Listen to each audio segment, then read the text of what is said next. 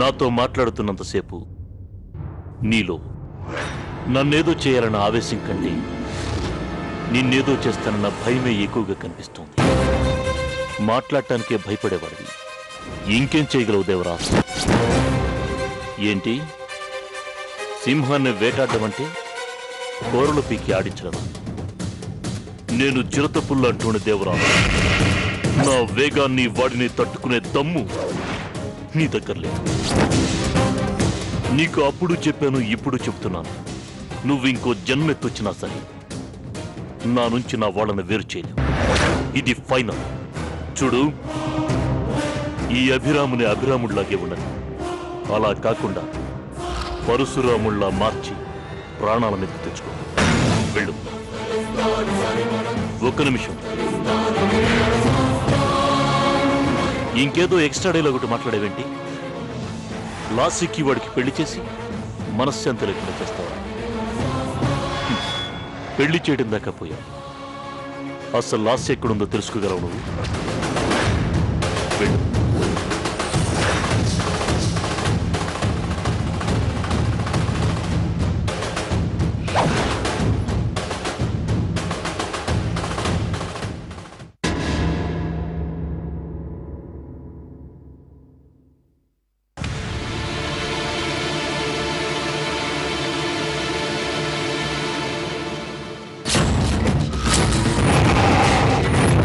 ఇలాంటి ఫోటోలు నా దగ్గర చాలా ఉన్నాయి. నేరుగా అభి దగ్గరకు వెళ్తాయి.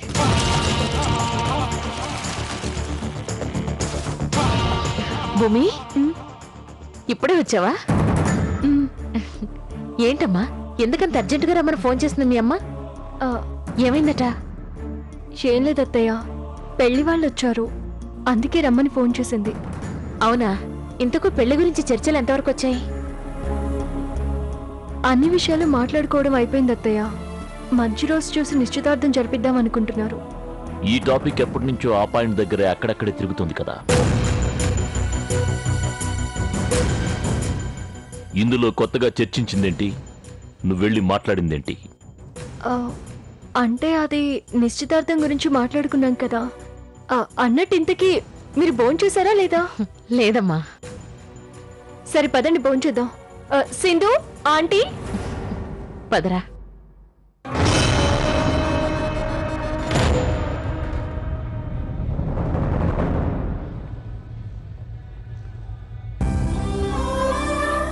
అత్తయ్య మీరు కూర్చోండి. పర్లేదమ్మా, మనిద్దరం కలిసి తిందాం. భూమి, పప్పై అది పులుసు. సారీ అండి. పర్లేదు. ప్లేట్ మార్చమంటారా?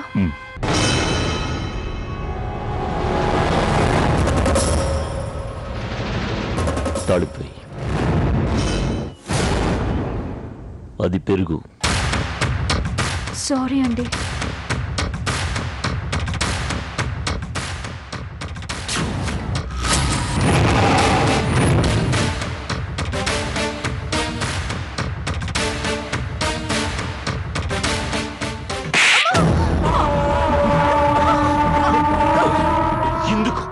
ఇందుకు మాత్రమే నా ధైర్యం సరిపోతుంది, కానీ వాడిని ఎదుర్కోవటానికి మాత్రం సరిపోవట్లా. బీగడి విషయంలో నేను అడుగడుగునా ఓడిపోతున్నాను. ఏం చేయని చేతగాని దద్దమ్మలా మిగిలిపోతున్నాను. ఆ కుటుంబాన్ని విడగొట్టాలంటే నేను ఇంకో జన్మ ఎత్తాలంట. వాడిని ఎదుర్కొనే దమ్ము ధైర్యం నాకు లేదంట. వాడు చిరుతుపల్లి లాంటోడంట. వాడి వేగాన్ని, వాడిని తట్టుకునే శక్తి నాకు లేదంట. చూపిస్తా, ఈ దేవరాజు అంటే ఏంటో వాడికి చూపిస్తా. వాడు చేసిన అవమానానికి నేను బదులు తీర్చుకొని తీరుతా. తీర్చుకొని ఏం సాధిస్తావయ్యా? పచ్చని కుటుంబాన్ని విడగొట్టి ఏ సాధిస్తావు నువ్వు? అతను మంచివాడు కాబట్టి క్షమించి ఊరుకున్నాడు. అదే అతను కూడా నీలాగే ఆవేశపడుంటే ఈ పాటికి పరిస్థితులు ఎంత దూరం వచ్చాయో తెలుసా? నా ముందు నా శత్రువుని పొగుడుతావా? చంపి పారేస్తా. రేయ్ సిద్ధప్ప, అన్నా రేయ్, పెళ్లి చేయటం తర్వాత లాస్ ఎక్కడుందో తెలుసుకోవటం చేతనవుద్దాన్ని నన్ను అడిగాడు. నా మీద సవాల్ ఇసిరాడు. ఆ సవాలుకి సమాధానం చెప్పాలంటే లాస్ ఎక్కడుందో తెలుసుకోవటం మాత్రమే కాదు, దాన్ని తీసుకొచ్చి ఓ తేజ గడికి ఇచ్చి పెళ్లి చేయాలరా. ఇదిగో అన్నా అప్పుడు అప్పుడు ఈ దేవరాజు అంటే ఏంటో వాడికి తెలిసి వస్తుంది. వెళ్ళండ్రా. అలాగే అన్నా. రేయ్ అన్నా, సిటీలో గల్లీ గల్లీ అణు అణువు జల్లెడ పట్టండి. ఆ పిల్ల ఏ మూల ఉన్నా సరే లాక్కుని తీసుకురండి. రేయ్ వెధవలారా, ఏంటన్నా? సినిమాల్లో లాగా కనపడ్డ ప్రతి ఒక్కడికి ఈ ఫోటో చూపించి ఈ పిల్ల కనిపించిందా, ఈ పిల్లని ఎక్కడ చూశానని అడగమాకండి. పొరపాటున అభిరామ్ గారు కనుక చూశాడనుకో స్పాట్ లో చంపేస్తాడు. జాగ్రత్త. అలాగే అన్నా. వెళ్ళండి.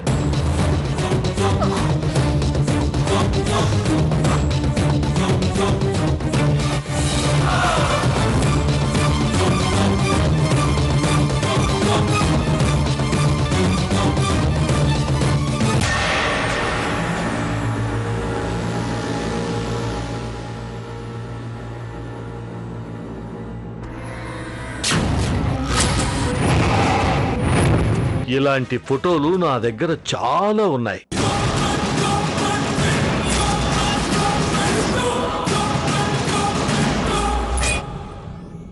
వాటిల్లో కొన్ని నేరుగా అభి దగ్గరకు వెళ్తాయి. అప్పుడు జరిగే పరిస్థితులేంటో పరిణామాలేంటో ప్రత్యేకంగా మీకు చెప్పాల్సిన పని లేదనుకుంటా. వీడి బెదిరింపులు చూస్తుంటే అల్లంత పని చేస్తాడేమోనని భయంగా ఉంది.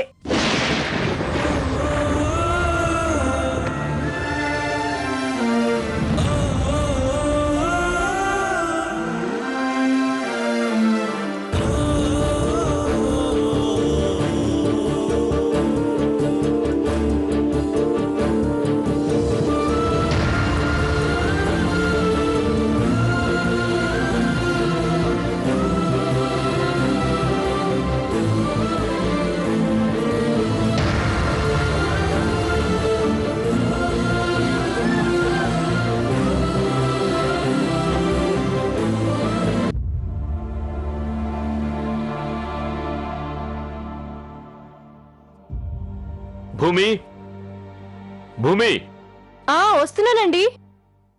కొంచెం కాఫీ తీసుకురా. అలాగేనండి. ఇదిగోండి. భూమి, ఏంటండి? నేను అడిగిందేంటి, నువ్వు తెచ్చిందేంటి? సారీ అండి, టీ అడిగారు కదా, తీసుకొస్తానుండండి. హలో, నేను అడిగింది టీ కాదు, కాఫీ. సారీ అండి, ఇప్పుడే తీసుకొస్తాను. ఇదిగోండి కాఫీ. భూమి, తీసుకో.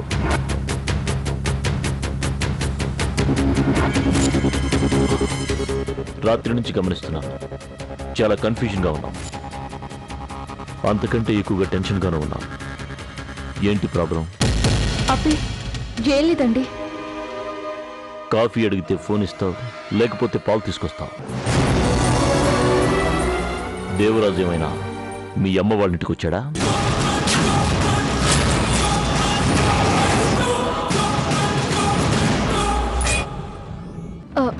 అబ్బే అలాంటిదేం లేదండి.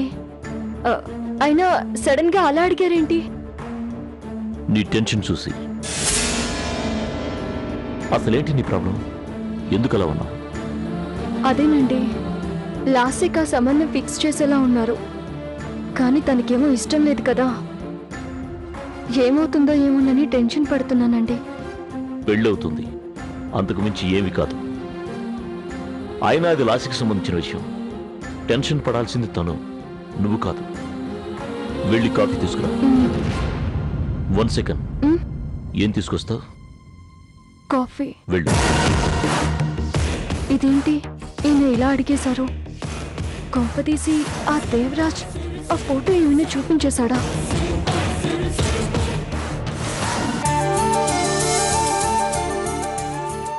సింధు, ఏంటది? గ్రీన్ కలర్ శారీ ఉండాలి కదా, తీసుకెళ్ళిపోయారా? తీసుకెళ్ళిపోయారు. అది ఎక్స్క్యూజ్ మీ, చెప్పండి మేడం. మన సంస్కృతి సాంప్రదాయాల మీద ఫ్యాషన్ షో ఒకటి కండక్ట్ చేస్తున్నాం. దానికి సంబంధించి శారీస్ మీద డిజైన్ కావాలి. అలాగే మేడం. ఎలాంటి డిజైన్స్ కావాలి? Yellow orange colour combination saris మీద మన తెలుగు సాంప్రదాయం ఉట్టిపడేలా శారీస్ మీద డిజైన్స్ కావాలి. అలాగే మేడం. శారీస్ మీరే తెచ్చుకోండి. డిజైనింగ్ తో కలిపి మొత్తం 20 శారీస్కి ఎంత అవుతుందో చెప్పండి. సింధు, ఆ క్యాలిక్యులేటర్ ఇవ్వు. తీసుకో అది.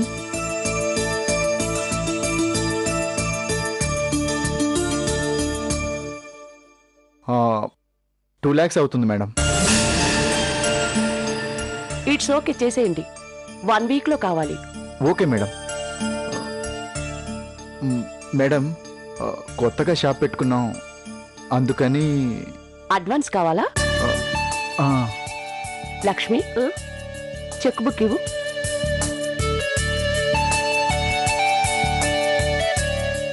అమౌంట్ మొత్తం 2 lakhs ఒకేసారి ఇచ్చేస్తున్నాం. చెక్ మీద మీ పేరు రాసుకోండి. Thank you. తీసుకో అది. Thank you madam. చూడండి, క్వాలిటీలో ఏమాత్రం తేడా రాకూడదు. జాగ్రత్తగా చేయండి. అలాగే మేడం. వస్తాను.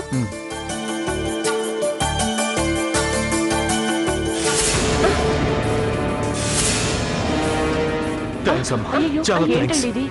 అది ఏమైంది సింధు? అటు చూడు. అయ్యో పెద్దవాళ్ళు, ఏంటి సార్ మీరు?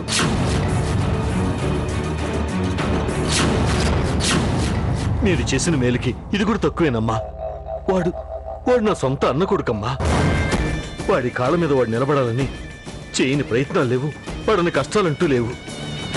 వాళ్ళ కష్టాలను చూసి తట్టుకోలేక ఆదుకోవాలని, అండగా నిలబడాలని ఎన్నోసార్లు ప్రయత్నించాను.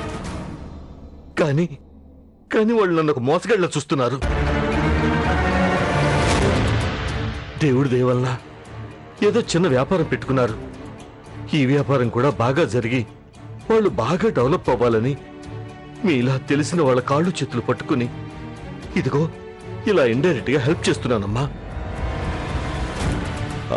అమ్మా, పొరపాటును కూడా వాడికి నా పేరు చెప్పలేదుగా. ఏమి లేదమ్మా, చెబితే వాడు తీసుకోడు, అందుకని. చెప్పలేదండి. చాలా థ్యాంక్స్ అమ్మా. ఇక మేము వెళ్తామండి. మంచిదమ్మా.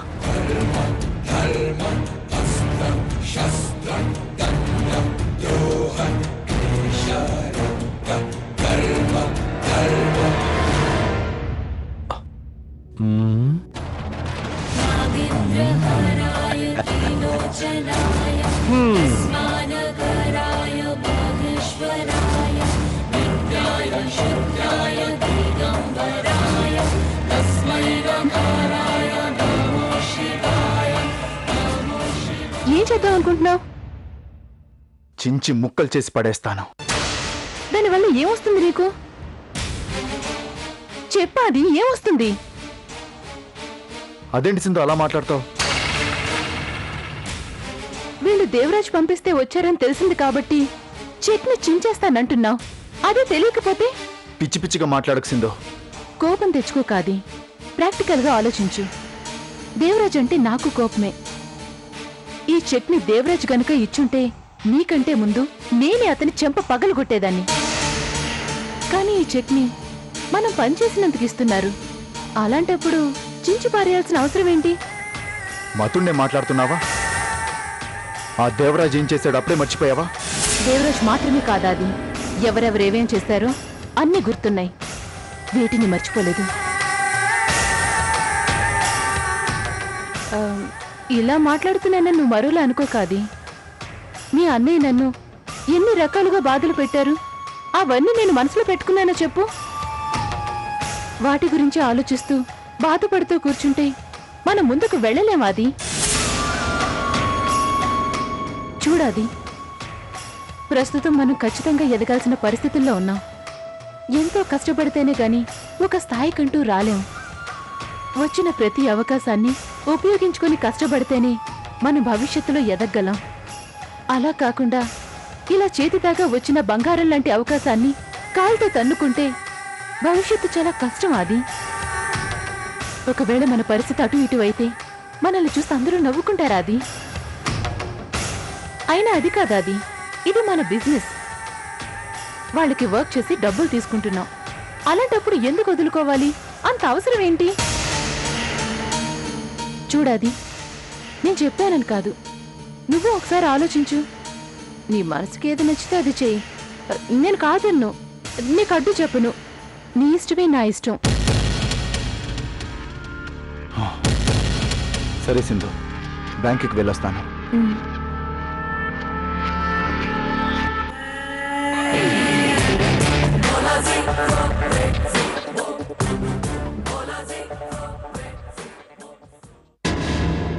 ఏంటి అంత డల్గా మాట్లాడుతున్నావు?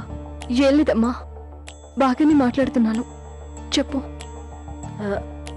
అదేనమ్మా, ఇక్కడి నుంచి చాలా టెన్షన్గా వెళ్ళిపోయావు కదా, ఇంకా అలా టెన్షన్ పడుతున్నావేమోనని ఫోన్ చేశాను. అదేం లేదమ్మా, బాగానే ఉన్నాను. అమ్మా భూమి, పరిస్థితులు మన చేతుల్లో ఉన్నప్పుడే ఏదైనా సరిదిద్దుకునే అవకాశం గాని చక్కదిద్దుకునే అవకాశం గాని ఉంటుంది. కానీ పరిస్థితులు చేయి దాటిపోయాక ఆ దేవుడి మీద భారం వేసి ఉండడం తప్ప ఏం చేయలేమమ్మా. సరే గాని లాస్ ఎక్కడుందో తెలిసిందా? లేదమ్మా, తెలియలేదు. అది కదే, అదెక్కడుందో అసలు ఏం జరిగిందో అర్థం కాక చాలా టెన్షన్ గా ఉంది. అది ఎక్కడున్నా క్షేమంగానే ఉంటుందమ్మా, నువ్వెందుకు టెన్షన్ పడుతున్నావు? నా బాధ నీకు అర్థం కాదులేవే. సరే, ఒకసారి అల్లుడు గారిని అడిగి అది ఎక్కడుందో చెప్పు. ఒకసారి దాంతో మాట్లాడాలనుంది. ఏంటమ్మా అడిగేది? ఇందాక నేను టెన్షన్ పడ్డం చూసి దేవరాజ్ మీ ఇంటికి వచ్చాడా అని అడిగారు ఆయన. ఇప్పుడు ఈ విషయం అడిగాననుకో, ఇంకేమైనా ఉందా? ఎందుకు ఏంటి అని ప్రశ్నలతోనే చంపేస్తారు. అదేంటి, దేవరాజు వచ్చాడా అని అడగడం ఏంటి? అంటే కొంపతీసి ఈ విషయం గురించి దేవరాజు ఏమైనా చెప్పుంటాడంటావా? ఇప్పుడేంటో పరిస్థితి? అమ్మా, క్యాజువల్ గా కూడా అడిగుండొచ్చు కదా. ఆ మాత్రం ఆలోచించకుండా ఎందుకు టెన్షన్ పడతావు? ఇక్కడేం కొంపలు అంటుకుపోయే పరిస్థితులేం లేవు. నువ్వు అనవసరంగా టెన్షన్ పడుకు, సరేనా? ఉంటాను. సరే, జాగ్రత్త అమ్మా.